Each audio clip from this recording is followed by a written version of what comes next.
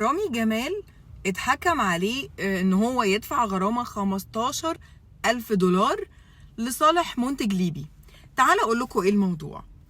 بص يا سيدي، رامي جمال طلع وقال على الصفحات بتاعته على السوشيال ميديا ان هو ما كانش يعرف ان هو اصلا في دعوة مقامة ضده، بس هو كان في دعوة مقامة ضده من منتج ومنسق حفلات ليبي اسمه عدنان العسيلي.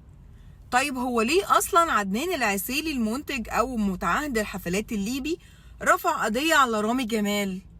هو رفع عليه قضية علشان هو قال ان كان المفروض يحضر حفلة في ليبيا وما حضرهاش، وفي شرط جزائي عليه ان هو يدفع 15,000 دولار. طيب بقى رامي جمال عارف بقى بالموضوع؟ رامي جمال طلع وقال ابدا انا معرفش حاجة، انا اتفاجئت زيكم بالظبط من السوشيال ميديا الصبح.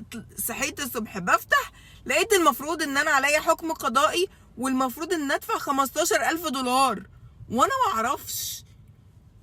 انتوا متخيلين؟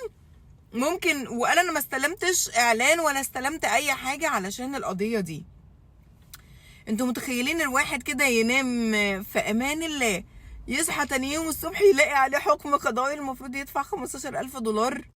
ولا ده دولار، يعني دولار، عارفين يعني ايه دولار؟ يعني لو ما دفعتوش النهارده بكره هيبقى ب 30,000 جنيه يعني. يا لهوي يا رامي، معلش قلبي عندك يا حبيبي. ما تنسوش ان انتوا تدوسوا لايك لو الفيديو ده عجبكم، وكمان تشتركوا في القناة علشان وتفعلوا الجرس علشان يوصلكم مني كل جديد.